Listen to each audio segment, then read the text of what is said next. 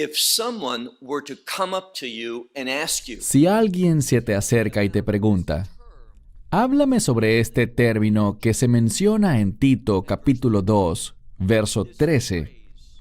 Esta frase, nuestra esperanza bendita, ¿de qué se trata? ¿Cómo debemos entenderla? ¿Y qué significado tiene para mi vida hoy? ¿Qué tan confiado te sientes en que podrás compartir verdades bíblicas con esa persona con respecto a ese glorioso evento? ¿Y que serás preciso al hacerlo? ¿Crees que luego de hablar con esta persona sobre el tema, el Mesías dirá, bien hecho, has comprendido claramente mi revelación con respecto a esta maravillosa promesa que Dios le ha dado a su pueblo? Verás, la Biblia nos dice que debemos estudiar para podernos presentar aprobados, y eso significa aprobados por Dios, que conozcamos su palabra y que compartamos su palabra con otros, y que esa palabra impacte nuestra manera de vivir. Y cuando miramos muchas de las enseñanzas y libros que se han escrito sobre esa esperanza bendita, también conocida como el rapto, hay mucho error, hay mucha confusión. La gente parece seguir ciertas doctrinas y diferentes escuelas de pensamiento y corrientes en torno a esta doctrina, pero muy pocas de ellas pueden apoyar todo lo que aseguran al respecto desde una interpretación literal de la palabra de Dios. No, cuando oigo lo que muchos hablan al respecto, varios versos vienen a mi mente que contradicen algunos de sus principios fundamentales. Mi esperanza es esta, que al investigar como hicimos en el video anterior y ahora en este video, podamos conocer los pasajes en la Escritura que hablan sobre esto y llegar a un entendimiento correcto de lo que dice la palabra de Dios, con el fin de que podamos compartir la verdad y que esa verdad pueda impactar nuestras vidas. Me llamó mucho la atención esta semana un video que me envió una persona sobre alguien que compartía una enseñanza sobre este término, nuestra esperanza bendita. El que me lo envió me escribió una nota señalando que, según el video, el hombre de pecado, es decir, el anticristo, sería revelado antes de la segunda venida. Bien, esa declaración es obvia. Cuando el Mesías venga por segunda vez a establecer su reino, con el fin de completar el derramamiento de la ira de Dios, Él viene. Él destruirá al maligno, al anticristo, al hombre de pecado, y luego establecerá su reino. Así que, obviamente, antes de que el Mesías vuelva por segunda vez, el hombre de pecado será revelado. Esa no es ninguna sorpresa. De hecho, todo el mundo lo cree así. El problema es que este individuo enseña que no existe diferencia alguna entre la esperanza bendita o el rapto y la segunda venida. Él considera que ambas cosas son lo mismo, es decir, que la esperanza bendita y la segunda venida son un solo evento, el mismo evento, y que ocurre al final de esos últimos 7 años. Una persona, al estudiar correctamente la palabra de Dios, no puede llegar a esa conclusión. Existe una diferencia, y este es el fundamento bíblico. Veremos cómo esto se apoya en un momento, con un pasaje muy conocido. En primer lugar, vamos a ver que antes de que la ira de Dios sea derramada, Dios enviará a su arcángel Miguel. El Mesías en persona viene con él. Se producirá el sonido del shofar, y ya hablamos sobre cómo los muertos en el Mesías, sus cuerpos resucitarán, y que los que estén vivos, sus cuerpos también serán levantados al cielo, y allí nos reuniremos con el Señor. Esta es la tercera vez que les mencionaré que al hablar de los que ya estarán muertos, se está hablando solo de sus cuerpos, porque sus almas ya se encontraban en el cielo. Y nosotros los vivos, en cuerpo y alma, seremos levantados y cambiados para encontrarnos con el Señor. Y entonces, cuando el Mesías venga por segunda vez, entendamos el orden. Primero es el rapto, la esperanza bendita, luego la ira de Dios se inicia, y luego al final de la ira de Dios, el Mesías regresa, y esta vez nosotros vendremos con Él. Los santos, basados en la escritura que mencioné antes, primera a los Tesalonicenses 3:13, nosotros vendremos con Él. Ahora, con respecto a este video, el caballero que me envió el enlace a este video me hizo una pregunta. Él me preguntó, ¿por qué no puede este hombre tener la razón? ¿Por qué no puede la segunda venida y la esperanza bendita ser un mismo evento?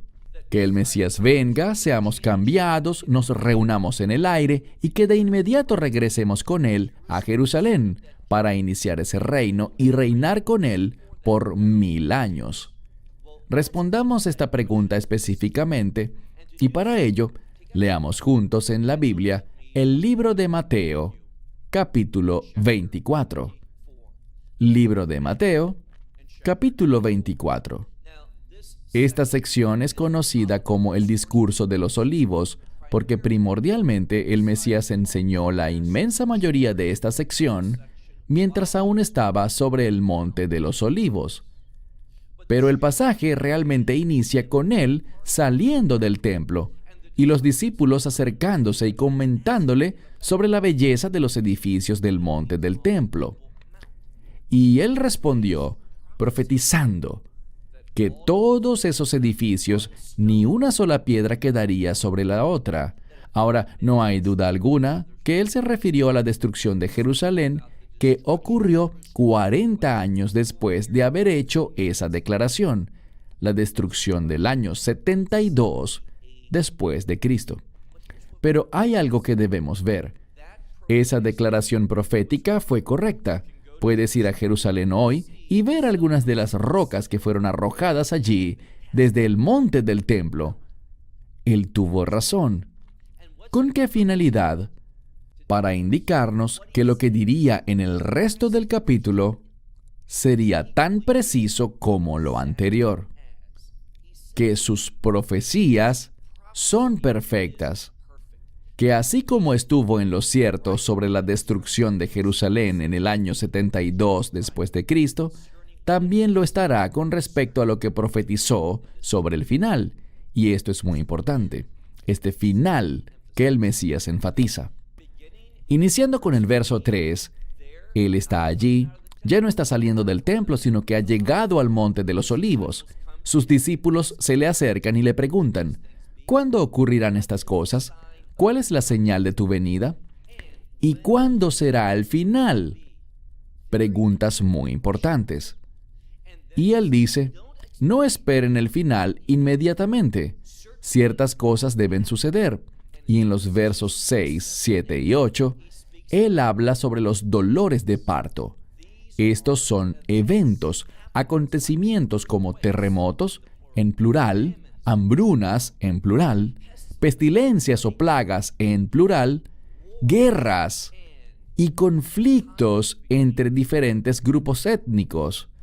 Todo esto generará una gran inestabilidad y será el anticristo quien lo resuelva. Él producirá un tiempo de paz, prosperidad, seguridad. ¿Y quién será aquel que dirá que su liderazgo es impío? Que sus leyes, sus métodos, aunque haya prosperidad y seguridad y demás, están mal y van en contra de los planes de Dios? Los verdaderos creyentes. Por esto es que iniciando con los versos 9 al 13, Él habla, y escucha con cuidado, Él habla sobre persecución, un tiempo intenso de persecución a los creyentes. No se trata de la ira de Dios, sino de sufrir por causa de su nombre. Del mismo modo que el mundo odiará la verdad, es decir, el Mesías Yeshua, odiarán nuestra posición en favor de la verdad y seremos perseguidos. Entonces, en el verso 14, nos dice que este evangelio del reino deberá ser proclamado a todas las naciones como testimonio, y luego vendrá el fin. ¿De qué final estamos hablando? Del final de la era de la iglesia. ¿Qué producirá el final de la era de la iglesia? El rapto, nuestra esperanza bendita. Y entonces el Mesías habla y recuerda esto porque será fundamental para nuestro texto principal el día de hoy, en 2 a los Tesalonicenses. Él habla sobre la abominación desoladora. Esto es mencionado en Daniel, capítulo 9, versículos 24 al 27. En esa sección, léela con cuidado. Habla sobre la semana 70 de Daniel, esos últimos 7 años. Y vemos que habrá un evento llamado la abominación desoladora. ¿Y qué es eso? Cuando miramos en Daniel capítulo 11, vemos lo que es. Es cuando el anticristo entre al lugar santísimo, Daniel lo dice en el capítulo 11, que se exaltará a sí mismo, se levantará por encima de todo lo que es de Dios, santo y bueno, para proclamarse a sí mismo como Dios, exigiendo ser adorado. Justo después de ese evento que sabemos, habrá un cambio. En los versos 16 al 31 nos habla sobre gran tribulación. No la gran tribulación, sino gran tribulación. ¿Y sobre quién recaerá todo esto? Sobre el pueblo judío. Primordialmente, hay un énfasis sobre los que viven en Israel. ¿Por qué? Bien, el anticristo habrá hecho numerosas cosas positivas y buenas en apariencia para Israel, con el fin de que Israel lo acepte. Pero después de la abominación desoladora, cuando él diga, yo soy Dios, adórenme a mí, Israel lo rechazará. Y esto producirá el mayor tiempo de persecución para el pueblo judío en la historia, incluso peor que el holocausto, lo cual leemos en los versos 16 al 31. En la parte final de esa sección, en los versos 29, 30 y 31, se habla sobre la segunda venida, cuando el Mesías regrese para liberar a Israel, y ellos lo mirarán. Lee eso con cuidado. Versos 29, 30 y 31. Mirarán a aquel que fue traspasado, lo recibirán, y todas las naciones de la tierra que lo reciban serán bendecidas, principalmente Israel. Y luego se nos ordena a observar la higuera. Al pasar al verso 32 y siguientes, del verso 32 al 44, ¿qué ocurre? El Mesías ya no está hablando de manera única sobre el pueblo judío, sino que está hablando a creyentes. Lo hizo de los versos 2 al 14 y en el verso 15 también. Pero en los versos 16 al 31, él habla de Israel, el pueblo judío, primordialmente en la tierra de Israel. Pero iniciando el verso 32, él regresa para hablar directamente a los creyentes, creyentes judíos y creyentes gentiles. Y quiero que miremos ahora. Toma tu Biblia, si no la tienes aún, y lee con cuidado. Te animo a que leas todo el capítulo 24. Pero por motivos de tiempo quiero iniciar con el verso 36. Mateo 24, a partir del verso 36. Noten lo que dice. Pero con respecto a aquellos días, o literalmente a aquel día y a la hora, así que es muy específico, con respecto al día y la hora, él dice, con respecto al día y la hora, nadie lo sabe. Esta palabra, para no saber, está en tiempo perfecto. Recuérdenlo, una construcción gramatical muy importante. Significa que la gente no sabía sobre ese día, cuándo sucedería, qué día y a qué hora. No lo sabían en el pasado, no lo saben en el presente o en ese momento, y no lo sabrán en el futuro hasta que ocurra. Entonces, con respecto al día y la hora, nadie lo sabe, ni los ángeles en el cielo. Nadie, ni siquiera los ángeles en el cielo, sino solamente mi Padre. Otros manuscritos también incluyen al Hijo, pero estoy leyendo el Textus Receptus, que en mi opinión es el mejor manuscrito griego que ha sido compilado.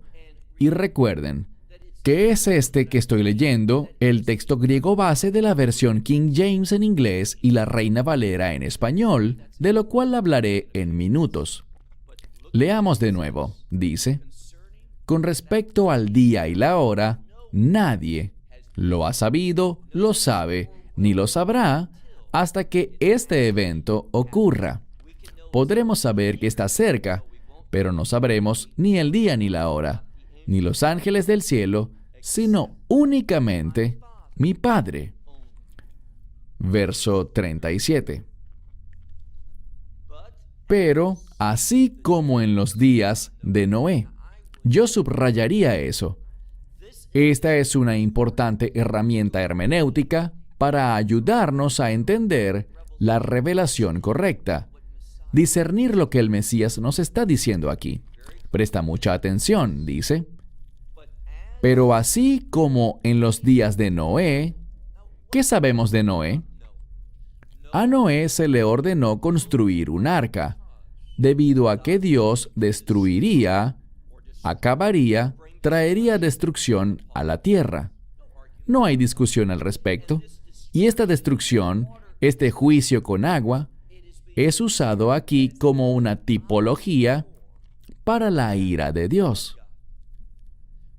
Vemos que la inundación vino, destruyó la tierra, a todos sus habitantes, y hubo un nuevo comienzo con Noé y aquellos que compartieron su fe.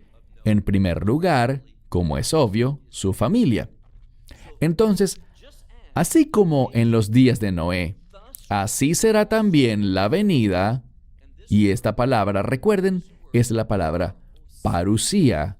Algunos la pronuncian parusia, pero es parusía. Simplemente es una palabra que significa venida. Puede referirse al rapto, puede referirse a la segunda venida, y es usada para referirse a otros individuos que vienen. Significa venida, pero en este sentido tiene una relevancia específica para el estudio de los últimos días. Ahora, volviendo a la persona que me envió ese video. En ese video, un maestro de la Biblia muy conocido estaba diciendo que la palabra parusía solo tiene que ver con la segunda venida. Eso es falso. Vamos a ver dos ejemplos de por qué esto es falso. Uno de ellos está justo aquí. ¿Por qué? Esto nos dirá que el Mesías vendrá antes. Y no habrá confusión en torno a esto. Vendrá antes de la ira de Dios. Él también vendrá por segunda vez después, pero la esperanza bendita, el rapto, ocurre antes. ¿Cómo podemos estar tan seguros? Leamos con cuidado lo que dice. Mira de nuevo el verso 37. Pero, así como en los días de Noé, así será también la venida del Hijo del Hombre. Porque así como en esos días, antes del diluvio, ellos comían y bebían, se casaban y se daban en casamiento. ¿Qué nos dice esto? Comer, beber, casarse y ser dadas en matrimonio. Nos dice que todo andaba muy normal. Y todo era normal antes del diluvio. Igualmente habrá un grado de normalidad antes de que venga la ira de Dios. ¿Ven el paralelo? Antes de que se derrame la ira de Dios, La gente estará comiendo, bebiendo, celebrando matrimonios y cosas por el estilo. Pero esto es antes de la ira de Dios. Aquí estamos hablando del rapto, de la esperanza bendita. ¿Por qué? Porque cuando el Mesías venga, esa segunda venida será al final de la ira de Dios. Y cuando examinas lo que está escrito sobre la ira de Dios, por ejemplo, en el juicio de las trompetas y especialmente en el juicio de las copas, en Apocalipsis 16, de ninguna manera la gente estará comiendo y bebiendo y casándose y llevando vidas normales. Todos sabrán que es el tiempo de la ira de Dios. ¿Cómo puedo estar seguro? Pues al leer Apocalipsis capítulo 6, desde el verso 12 hasta el final del capítulo, hay una inminencia en el juicio de Dios, la ira del Cordero que vendrá. Y la gente dirá: montes, caigan sobre nosotros y ocúltennos de la ira del Cordero. Cuando vemos lo que dice el libro del Apocalipsis que estará ocurriendo para el tiempo de la ira de Dios, especialmente estos juicios de las copas, no será un tiempo normal. Esto es algo que nos da mucha luz al leer las Escrituras. Encontramos que antes del rapto, las cosas en el mundo marcharán con normalidad. La gente comiendo, bebiendo, casándose, siendo dadas en matrimonio. Todo normal, como en los días de Noé. ¿Hasta cuándo? Sigamos leyendo.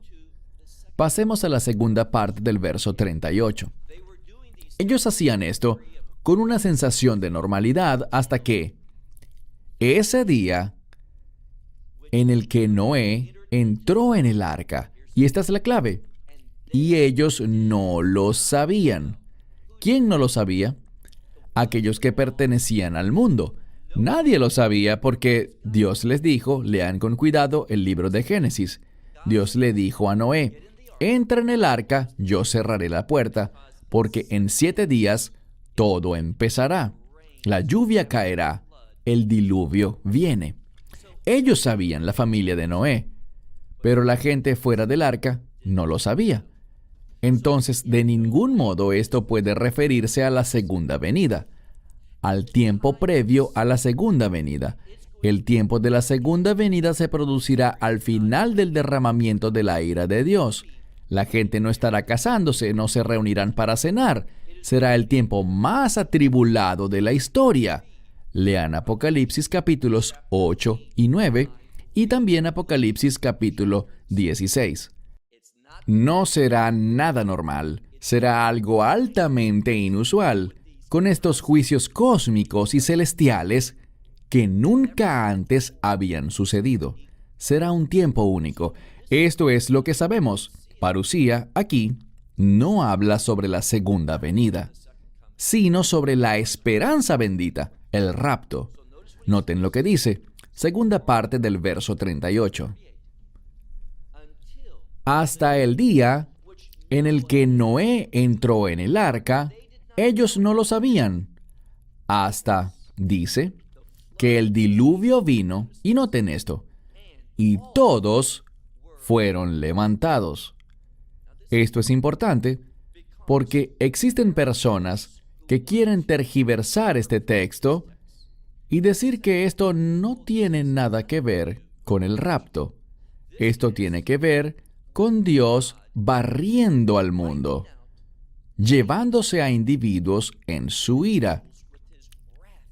Y aquellos que queden serán quienes sobrevivirán y entrarán al reino. Esa es una interpretación incorrecta. ¿Por qué? Le he preguntado a personas e insisto, yo he venido enseñando sobre estas cosas por años. Y no solo las he enseñado, sino que he sostenido debates y discusiones en su mayoría amistosas y cariñosas que en ocasiones pueden tornarse muy intensas. Pero no se trata sobre ganar un debate, sino sobre conocer lo que realmente dice la palabra de Dios. Y esta palabra aquí, para ser levantado, algunos dirán ser llevados. Puedes tener distintas interpretaciones para ella. Le pregunto a la gente, ¿cuál es la palabra en griego? Y la mayoría de las personas que expresan sus opiniones más fuertes no lo saben, no hablan griego, no lo han estudiado ni analizado detenidamente todo esto. Cuando yo leo esto, no lo hago en la traducción en inglés. Yo leo directo en griego y estoy familiarizado con estas palabras. La palabra usada aquí, que literalmente significa levantar, es la palabra ero, que tiene que ver con ser levantado y con frecuencia ser removido de donde estás. No se trata de una palabra de juicio, en este caso. Y veremos por qué lo digo en un momento. Mira de nuevo. Ellos no lo sabían, se refiere a las personas del mundo, hasta que vino el diluvio y todos fueron levantados. Así también será la parusía, la venida del Hijo del Hombre. ¿Por qué estoy tan seguro aquí sobre estos que serán levantados? Si te fijas en el hebreo moderno, ellos traducen una palabra aquí que es muy diferente. Significa ser barridos y destruidos. Eso está mal. Noten el contexto aquí. Verso 40. Entonces 2 estarán en el campo y uno será tomado. Esto significa, la palabra aquí para tomar puede ser también recibir. Lambano. Esto es para lambano y tiene un contexto aquí de ser removido y llevado a otra parte. Es un recibimiento, es algo bueno. Y el otro será dejado.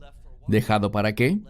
Dejado para experimentar la ira de Dios, justo como Noé y su familia entraron al arca y la lluvia vino y se los llevó. Ellos no recibieron el castigo del diluvio, ellos encontraron refugio y fueron removidos de ese juicio. Es lo que nos dice aquí. Entonces, 2 estarán en el campo y uno será removido o tomado o recibido y el otro dejado. Verso 41. Y 2 estarán moliendo, esto está en femenino, 2 estarán moliendo en el molino, una será tomada y la otra será dejada. Ser tomado es algo bueno, porque esto nos habla de ¿qué? Nos habla del rapto. El problema es este. Existiría un conflicto si este otro hermano tuviera la razón, es decir, si solo tuviéramos un evento al final, y estamos hablando de la ira, del juicio. Así que, si en efecto el creyente es el que se queda, mientras que el malvado es tomado y destruido, el problema es este. Si nos quedamos, ¿qué pasará con este asunto de ascender a los cielos que vemos en otros pasajes? Tenemos que ver todos los indicadores de la Escritura en conjunto. Habrá un tiempo en el que Dios removerá a su pueblo, es la palabra de la que hablamos anteriormente, arpazo, ser removidos, arrebatados, recibidos. Esto nos dice muy claramente 2 cosas. Una, parusía puede ser la segunda venida, pero también puede referirse al rapto, como en este caso. Esto nos dice que eso ocurrirá antes del derramamiento de la ira de Dios, que no habrá ninguna evidencia de la ira de Dios hasta después de que suceda el rapto, lo cual se nos dijo previamente en ese verso tan importante, Primera a los Tesalonicenses 5:9.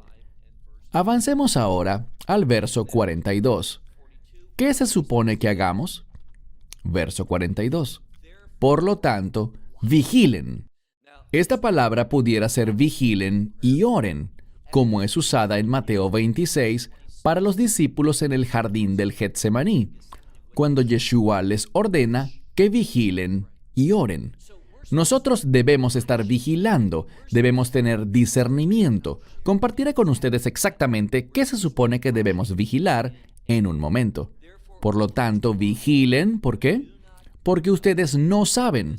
Y este es el mismo tiempo perfecto. No sabían antes, no lo saben ahora, y no lo sabrán en el futuro, hasta que ocurra. Habrán indicadores de que está cerca, pero no sabremos ni el día ni la hora, como lo dice aquí, porque ustedes no saben ¿a qué hora vendrá su Señor? Queda muy claro aquí que está hablando con creyentes. Somos nosotros quienes seremos recibidos, llevados arriba, como dice en el verso 39. Seremos levantados en un sentido positivo.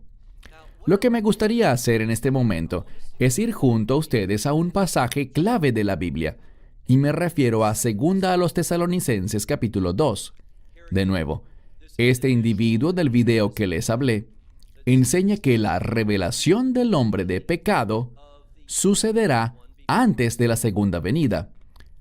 Pero él, de la misma manera, está confundido sobre este pasaje, al decir que se trata de la segunda venida, pero no es así. Y podemos probarlo.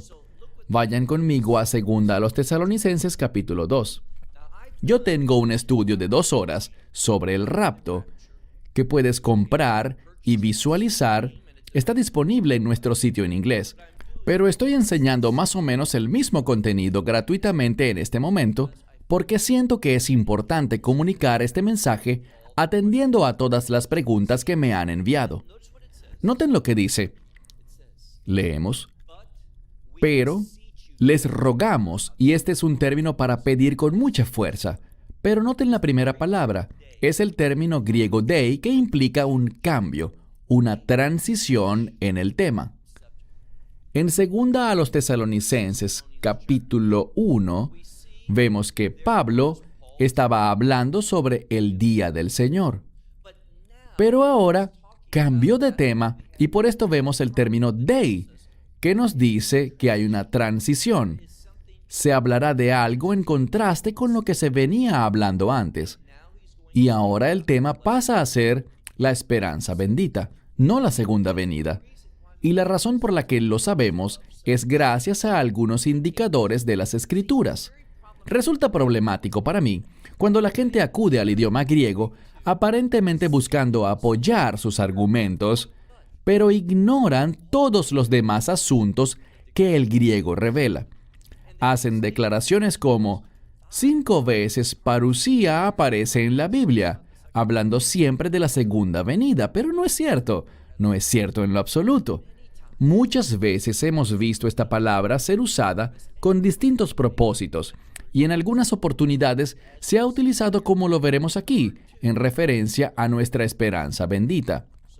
Así que, capítulo 2 de 2 a los Tesalonicenses, 2 de Tesalonicenses capítulo 2, verso 1. Quiero que veamos esto, porque ya hemos estado hablando por más o menos media hora. Quiero que veamos esto sucintamente, pero de una manera que podamos tocar los puntos principales. Pero les rogamos a ustedes, hermanos, ¿qué nos dice esto? Que Él está hablando a creyentes. Y la esperanza bendita es solo para creyentes. Les rogamos, hermanos, en cuanto, con respecto a, la palabra aquí es kuper, con respecto a la venida de nuestro Señor, el Mesías Yeshua, Jesucristo. Esta misma palabra, parusía, aparece aquí. Y nuestro amigo quiere que creamos que se trata de la segunda venida, pero no es así. ¿Cómo puedo estar seguro? Bueno, él se refiere al idioma griego y a la palabra parusía, pero no maneja apropiadamente la siguiente frase. Y esta es la palabra episunebogis. La razón por la que esto es importante, esta palabra significa reunirse, es que noten que el término es del cual obtenemos la palabra sinagoga. Sinagoga significa reunirse, pero aquí tiene un prefijo, epi, que significa a o hacia, y luego vemos esa misma palabra usada después. Nuestra unión a aparece 2 veces con el propósito de enfatizar. Él nos está diciendo aquí que vamos a reunirnos a Él. Así que no es que Él viene en la segunda venida a nosotros, sino que nosotros somos reunidos a Él, hacia Él, y vamos a ver que es muy específico sobre el evento del cual está hablando. Verso 2. Leemos aquí. Porque no Ustedes no deben ser movidos fácilmente de su noos, es decir, de su mentalidad, de su manera de pensar, de su perspectiva. ¿Cuál es el problema? Ese video que vi lo entiende parcialmente bien. Estamos hablando del tiempo en el que esta congregación estaba confundida. Entró en pánico. Y debido a los tiempos de tribulación que experimentaron, estaban perdiendo su perspectiva, olvidando lo que Pablo les había enseñado. Algo andaba mal, así que pensaron que había llegado el final.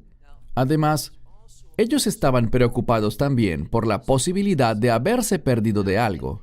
Si el problema era la segunda venida, es ridícula la perspectiva de este individuo. ¿Por qué? Porque si el rapto y la segunda venida fueran un mismo evento, y sucede al final de este período de tribulación, de la ira de Dios, tú no necesitarás que la gente te diga que el día del Señor está a las puertas. Existirán señales visibles sobre el día del Señor. Es el tiempo en el que el Señor derramará su ira. De la misma manera que el diluvio demostró la ira de Dios con la humanidad, fue algo evidente. Nunca había habido una inundación como esa. Mató a toda la humanidad, salvo a 8 personas, y a los animales que Dios providencialmente trajo al arca. Del mismo modo, si esto ocurriera al final de los 7 años, lo cual es una falsa doctrina, no se nos diría simplemente, oye, la ira de Dios viene. Tú verás cosas horribles, nada más ponte firme porque vas a ver con tus ojos la ira de Dios. Aquí no leemos eso. No leemos que Él diga, por supuesto que ustedes no se perdieron del rapto porque eso ocurrirá al final. Después, al final de la ira de Dios, cuando la ira de Dios termine de derramarse. No dice eso. ¿Qué dice? Leo de nuevo. Seamos bien precisos. Les rogamos, hermanos, con respecto a la venida del Señor, el Mesías Yeshua, y a nuestra reunión a Él, que no sean fácil y rápidamente movidos de su perspectiva, ni se turben. Ni se turben ¿por qué? Ni por manifestaciones espirituales, no importa. Y sabemos algo. Si lees Apocalipsis capítulo 13, habla sobre el anticristo y dice que él hará toda clase de señales y maravillas, falsos milagros. Lo veremos en un momento también, en esta sección. Así que no sean fácilmente movidos, no se turben por manifestaciones espirituales. También dice, ni por la palabra, por alguna proclamación, quizás alguna falsa profecía, ni por una carta que supuestamente venga de nuestra parte. ¿Cómo? Aquí está la clave. Les he dicho que estoy leyendo el Textus Receptus, y esto es importante. Dice Nuevo Testamento en la portada, pero es la versión Textus Receptus del Nuevo Testamento griego. La razón por la que enfatizo esto es la siguiente. Si lees la versión Reina Valera 1865 o la Reina Valera Gómez, verás que dice el día de Cristo. Pero si buscas en la inmensa mayoría de las demás traducciones en inglés y en español, dicen el día del Señor, aunque literalmente dice el día de Cristo. Permíteme aclarar eso. Es ridículo decirle a la gente, hey, tranquilos, ustedes no se han perdido el día del Señor. Yo quiero perderme el día del Señor. Y yo sé, ellos sabían que el día del Señor todavía no había llegado. ¿Por qué? Por todas esas cosas horribles que tendrían que suceder. Del mismo modo, la gente no habría dicho, ¿saben qué? Creo que el diluvio vino y me lo perdí. Yo creo que no lo vi. Yo estaba en otra parte. No, todo el mundo, no importa si estás listo o no. Si no estabas con Noé y su familia dentro del arca, tú habrías muerto en el diluvio. De la misma manera, si tú no eres un creyente, vas a experimentar y vas a conocer el poder y la ira del Señor en el día del Señor. Es ridículo que hayan traducido esto como el día del Señor. Esto demuestra ignorancia y se debe a que algunos de los escribas que transcribieron esto no estaban familiarizados y de hecho ignoraban, no el autor, el apóstol Pablo. Él escribió el día del Mesías. ¿Qué es el día de Cristo o del Mesías? Es el día que se refiere a la fidelidad del Mesías para con los creyentes. Es un sinónimo para el rapto, la esperanza bendita. Permíteme darte algunas citas. Si adquieres la presentación de 2 horas en inglés, podrás conocer más sobre el día del Mesías, pero puedes leer al respecto en 1 Corintios 1:8, 2 Corintios 1:14, Filipenses 1:6, Filipenses 1:10 y Filipenses 2:16.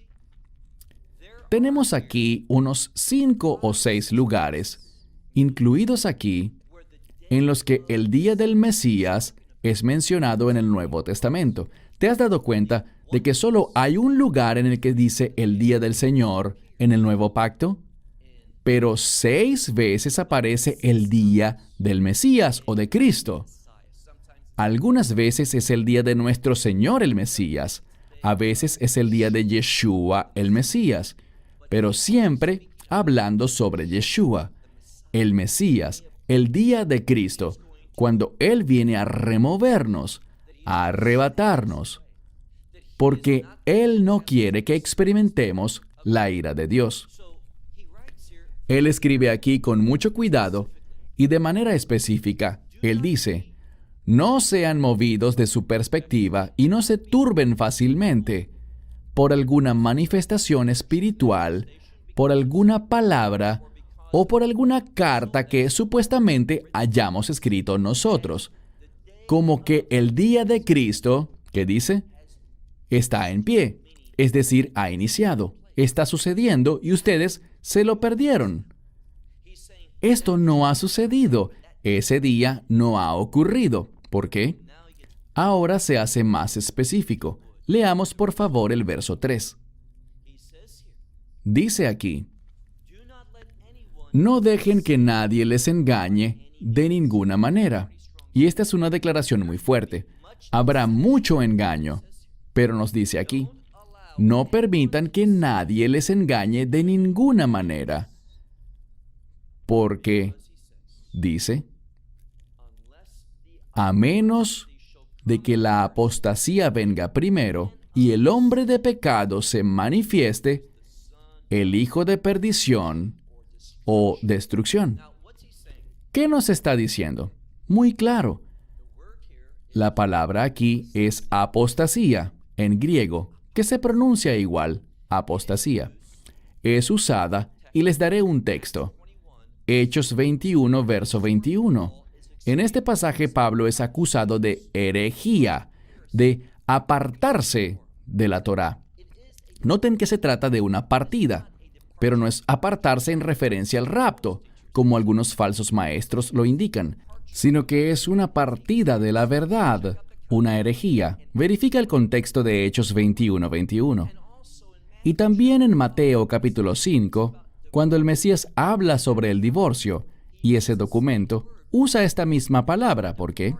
Porque es apartarse de aquello que es bueno, el matrimonio, para ir hacia algo que no es bueno. Eso es la apostasía. El rapto, nuestra esperanza bendita, es apartarse de algo malo, de este mundo corrompido, hacia el reino de los cielos. Para estar con el Mesías es partir hacia algo bueno. Así que esta palabra apostasía habla de una partida en contra de la verdad que infectará a la iglesia.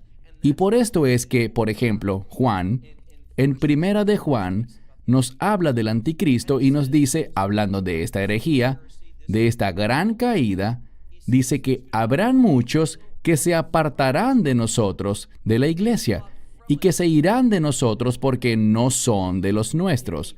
Si pertenecieran a nosotros, es decir, si fueran verdaderos creyentes, no se apartarían, pero se apartarán para demostrar que jamás fueron de los nuestros. ¿A quién le pertenecían? Al falso Mesías, al anticristo. Esta escritura nos dice que antes de que ocurra el rapto, habrá una apostasía. la iglesia sufrirá una inundación de falsas enseñanzas y esto sentará el fundamento. Debe ocurrir primero, con el fin de que el hombre de pecado, el anticristo, sea manifestado.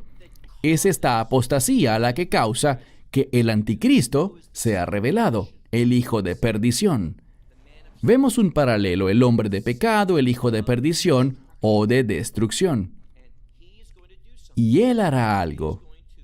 Él se opondrá y se exaltará a sí mismo sobre todo lo que se llama Dios. Vemos su rebeldía. Por esto es llamado el hombre de pecado, un hombre de desobediencia. Porque él se exaltará a sí mismo oponiéndose a todo lo que se llama Dios o que se adora, de modo que él se sentará como Dios en el templo de Dios. Esta palabra templo es neos, que no significa templo sino santuario, refiriéndose al lugar santísimo.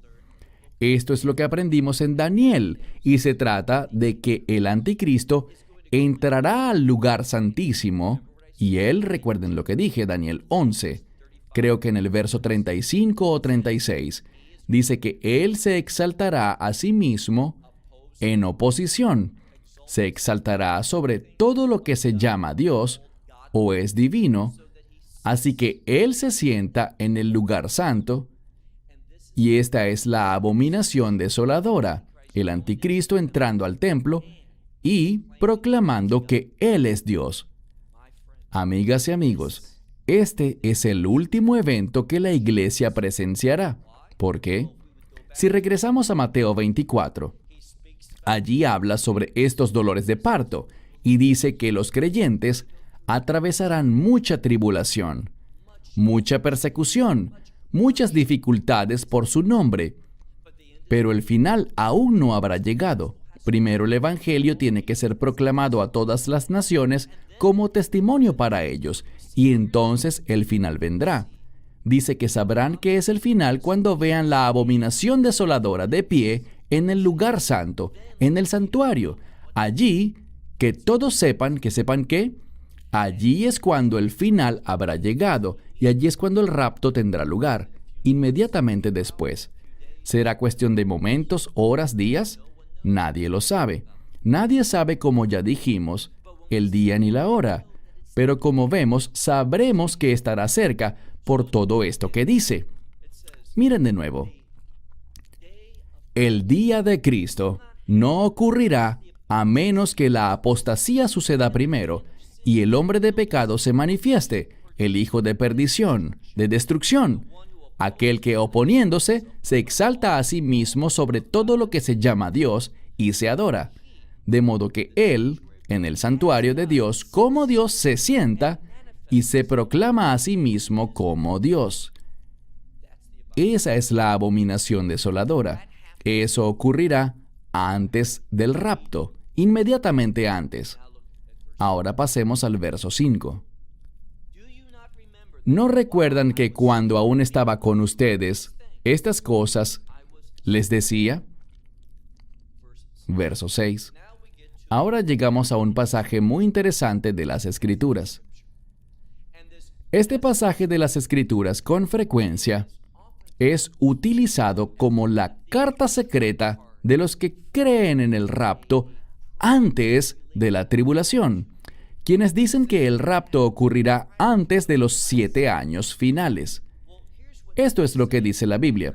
Prestemos mucha atención. Verso 6. Leemos. Y entonces, el hombre sin ley. Este hombre sin ley es la palabra nomos, literalmente anomos. Nomos, a significa en contra, nomos, ley, la Torá. Muy interesante que el anticristo sea llamado aquel que está en contra de la Torá.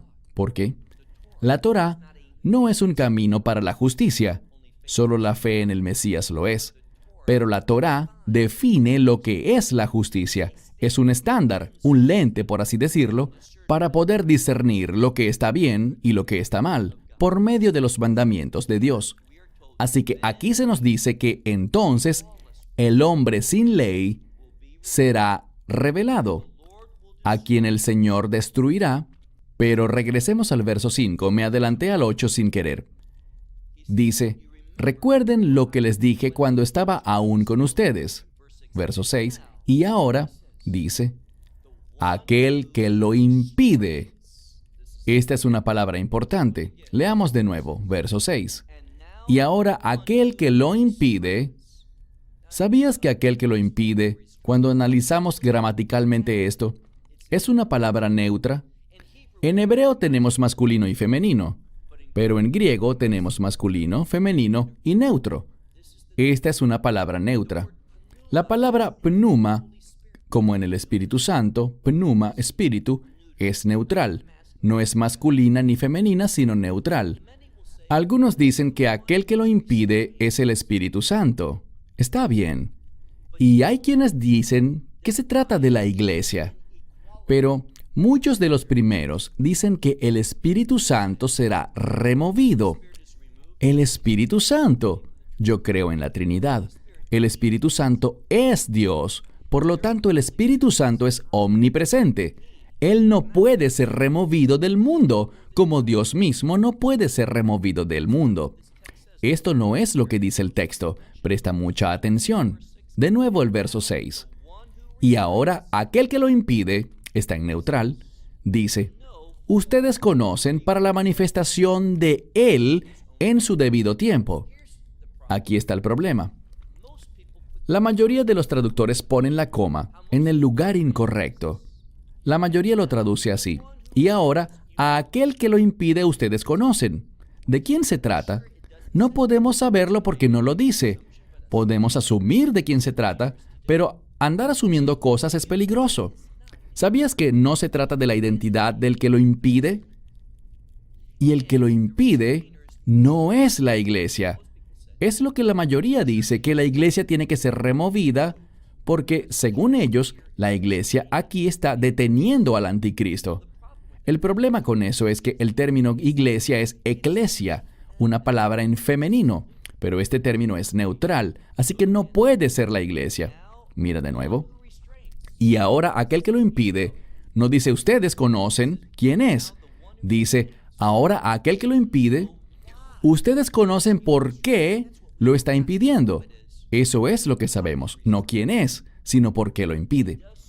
Él lo hace para la manifestación de Él, es decir, del anticristo, a su debido tiempo. Verso 7. Porque el anticristo traerá y obrará en la injusticia. Noten lo que dice el verso 7. Porque el misterio de la iniquidad, esta misma frase, el espíritu que está en contra de la Torá, que está en oposición a los mandamientos de Dios. Y de nuevo, nomos es Torá. Nomos en griego, Torá en hebreo. Dice, y el misterio de un carácter contrario a la Torá ya está obrando, pero solo aquel que lo impide. Ahora hay un cambio. Este que lo impide ya no se nos presenta como término neutral, sino masculino. Esta es una evidencia aún más fuerte de que no está hablando de la iglesia, porque, insisto, la iglesia es una palabra femenina. Lo que tenemos, en mi opinión, es una declaración con respecto al Espíritu Santo, o puede ser que a Dios el Padre o a Dios el Hijo. Ellos lo impiden. El que detiene al anticristo no es la iglesia, sino Dios, con el fin de que Él sea revelado en el momento debido. Sigue leyendo. Vemos nuevamente el verso 7. Porque el misterio de una manera de pensar y actuar contraria a la Torá ya está operando, solamente espera hasta que el que ahora lo detiene, hasta que Él sea desde el medio. Es literalmente lo que dice, hasta que Él sea desde el medio, es decir, que se quite del medio. No podemos obtener de este término, verifícalo en griego. Usa una Biblia interlineal y presta atención no solo a la traducción que brinda, sino que mira la naturaleza de las palabras. El significado literal es la palabra ginomai, significa ser. Y todo lo que dice aquí es que quien sea que lo esté conteniendo, no podemos ser dogmáticos. No se nos dice quién es. Se nos dice y sabemos que su propósito es contener al anticristo, de modo que él no pueda funcionar de esa manera como en los tiempos finales, hasta que Dios diga, ha llegado el momento. Luego lo que ocurrirá es que aquel que lo impide del medio será removido. Pero eso no implica que será removido de este mundo. Simplemente significa, y se puede traducir de una manera muy sencilla. Se pone a un lado, simplemente se quita del medio. Lo estaba bloqueando, pero ahora se quita del medio.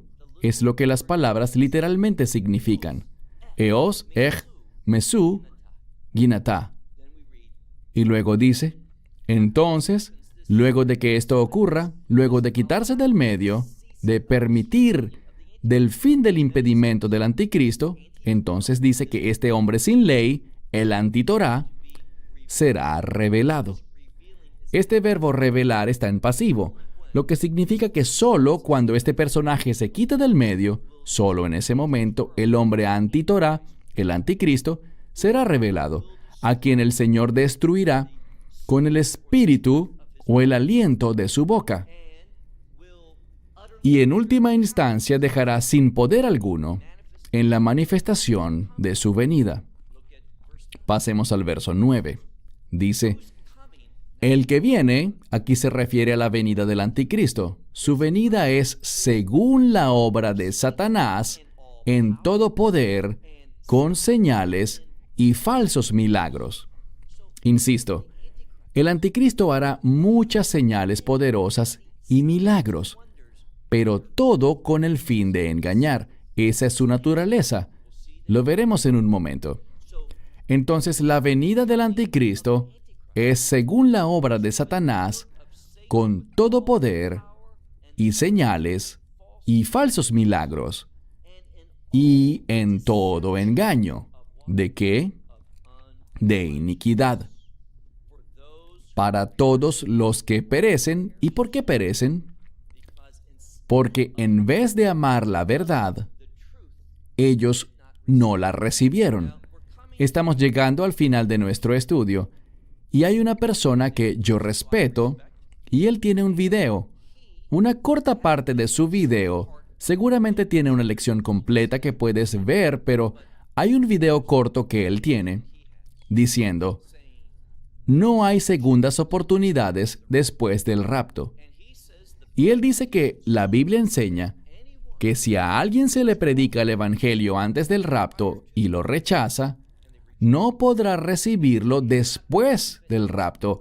Y da una escritura que yo no creo que soporte eso en lo absoluto, pero insisto, tú eres quien decide si crees que lo apoya o no. Yo no veo razón para creer que Dios se opondrá, y miraremos la escritura que Él provee para esto, y lo haremos en contexto, porque queremos ser justos. Insisto, no se trata de estar de acuerdo conmigo o con Él. Tú debes estudiar y tener plena convicción, y ser fiel a lo que Dios pone en tu corazón. Yo me siento mucho más complacido con alguien que me dice, escuché tu mensaje, hiciste que yo realmente pensara y estudiara estas cosas, y llegué a una conclusión diferente. Bien, quizás tú estés en lo cierto y yo equivocado. Yo quiero que camines en la verdad y no que camines en la doctrina que yo creo. Pero en este caso, realmente creo que estoy en lo cierto sobre este asunto. Mira de nuevo esta revelación del anticristo, que será con toda iniquidad o con el engaño de la iniquidad, para aquellos que perecen. Y perecen porque no amaron la verdad. Y el verbo nos indica que esto está en pasado. Ellos no amaron la verdad, es cierto. Pero el verbo aquí está en tiempo aoristo.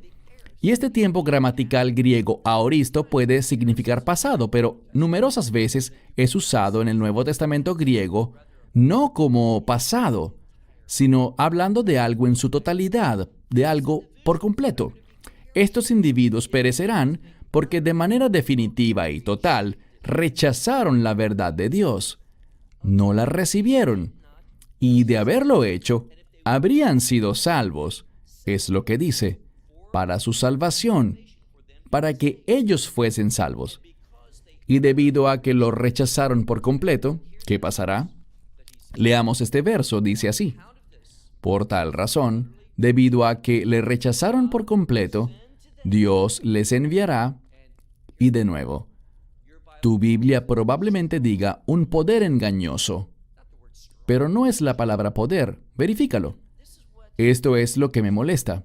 La gente viene con fuertes convicciones diciendo, estoy en lo cierto, esta es la verdad, basados en una traducción incorrecta de una simple palabra.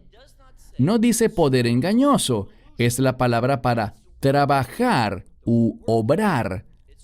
La misma palabra que vimos en el versículo 9, cuando decía, la revelación del anticristo y su venida es por la obra de Satanás. Es la misma palabra, obra.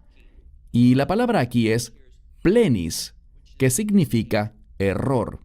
Lo que esto nos enseña es lo siguiente. Cuando somos engañados, cuando cometemos el error de rechazar esta verdad en su totalidad, nos oponemos en su contra, hay un resultado. Dios enviará el resultado de esta obra de error. ¿Por qué? Porque ellos creyeron en la mentira. Esto no significa que alguien que no ha llegado a la fe, pero que ahora en estos últimos días son movidos a la fe, y por cierto, yo creo, basado en este verso y otros, que cuando la ira de Dios empiece a caer, no veremos un gran avivamiento espiritual. Este mismo individuo tiene una enseñanza sobre los 144,000, y allí dice que estos 144,000 traerán el mayor avivamiento espiritual que la tierra haya conocido jamás. Y cuando lo dice, todo el mundo aplaude, y yo quisiera que eso fuera cierto, pero cuando veo la Escritura, no encuentro por ninguna parte nada que diga que habrá tal avivamiento espiritual. Por el contrario, 3 veces en Apocalipsis dice que la gente no se arrepentirá de sus obras de maldad, de sus asesinatos, de su inmoralidad sexual, de sus mentiras y de su idolatría. No se arrepentirán. No vemos ningún avivamiento espiritual en ese sentido, y esto es lo que me confunde. En una de sus lecciones, él dice que en aquellos tiempos muchos no serán salvos, que nadie podrá ser salvo, dice él, por causa de este verso. Pero entonces, cuando habla de los 144,000, dice que se dará el mayor avivamiento espiritual en la historia. Hay un conflicto evidente allí. ¿Qué dice la Escritura? Mira de nuevo el verso 11. Por causa de esto, puesto que no amaron la verdad para ser salvos, por causa de esto, Dios enviará la obra de ese error para que ellos crean la mentira. Dios permitirá que sean engañados por este error. Él enviará el resultado de ese error. No es que Dios envíe un poder engañoso para condenar a la gente. Dios enviará el resultado, permitirá el resultado de esa obra, la consecuencia del error que ellos cometieron, con el fin de que ellos crean la mentira, con el fin de que todos sean juzgados. ¿Y por qué serán juzgados? Muy sencillo. Porque no creyeron la verdad. ¿Y por qué no creyeron la verdad? Porque consideraron bueno, esto es clave, es literalmente lo que dice, les pareció bien. ¿Este qué? Esta iniquidad. Este término iniquidad es exactamente lo opuesto al carácter de la Torá. El carácter de la Torá es justicia. El espíritu del anticristo es injusticia. No es que no pudieran ser salvos, ellos no querían ser salvos. No les gustaba la verdad de Dios, rechazaron la verdad de Dios. Y cuando rechazaron la verdad, esa obra tuvo un resultado, que sería la obra de ese error que les causó percibir el plan de Dios, pero percibirlo incorrectamente. Eso es lo que hace el error. Afecta nuestra habilidad de percibir las cosas desde la perspectiva de Dios. Así que no te equivoques. No te equivoques con esto. Lo que descubrimos es que llegará un tiempo de gran persecución. No es la ira de Dios sobre los creyentes, sino una intensa persecución satánica. Y luego podemos esperar que el anticristo sea revelado, que se concrete la abominación desoladora y muy pronto después se producirá el final de la era de la iglesia. El rapto ocurrirá. No sabemos el día ni la hora. Y luego, el anticristo, al ser rechazado por Israel, perseguirá a Israel al punto de que 2/3 de los israelitas morirán. Y me dirás, espera un segundo, Israel será guardado ante la ira de Dios, pero no ante la persecución del anticristo. 2/3 del pueblo judío morirá. Pero el Mesías regresará. En su segunda venida, derramará su ira, destruirá al anticristo y a aquellos que le pertenecen, porque no creyeron la verdad. La palabra de Dios es muy clara sobre estas cosas, y mi esperanza es que, basados en este estudio y en el anterior, junto al estudio de los 144,000 y el primer video que nos dio una visión general sobre los últimos tiempos, a la luz del coronavirus, estos 4 mensajes puedan sentar un fundamento sólido para ti y fortalezcan tu entendimiento y conocimiento sobre los últimos días. Este ha sido nuestro objetivo. Muchas gracias por seguir nuestros estudios. Que Dios les bendiga en el gran esfuerzo que hacen por estudiar para presentarse a sí mismos aprobados por Dios. Hasta un próximo encuentro. Shalom desde Israel. Shalom from Israel. Esperamos que te hayas edificado con el mensaje de hoy y lo compartas con otros. Te invitamos a seguir nuestros estudios cada semana por este canal y por el portal de YouTube de Amarás a Israel. También puedes descargar nuestra aplicación móvil gratuita, Mi Estudio Bíblico. Finalmente, para obtener más información sobre nosotros, visita nuestra web amarasaisrael.org, donde encontrarás otras conferencias de Baruch en audio, video y texto. Hasta el próximo programa. Que el Señor te bendiga en Yeshua HaMashiach, Jesús el Mesías, mientras caminas con Él. Shalom desde Israel. De Israel. De Israel. De Israel. De Israel. De Israel.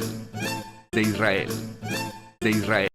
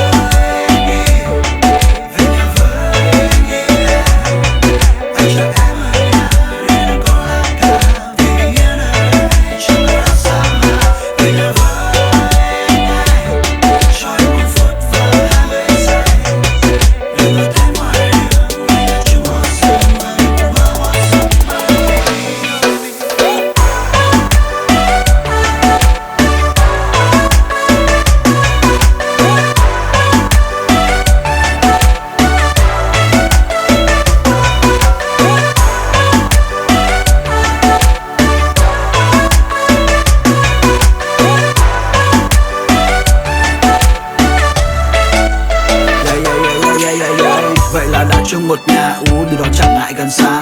Sóng gió nào cũng sẽ qua, miễn là có em ở đây cùng ta. Năm ngoan nghe anh vỗ về, vừa tuyệt vời không chối chê. I'm lucky man, có được em như là anh chung số đề. I was a playboy, nhưng đó là anh trước đây thôi. Không còn muốn đi đêm, muốn ở nhà cùng em ngắm mây trôi. Tay đang chặt tay, nhìn mắt em lánh đủ say rồi. Đóng chắc trở lại rồi làm gì tiếp theo em sẽ biết ngay thôi.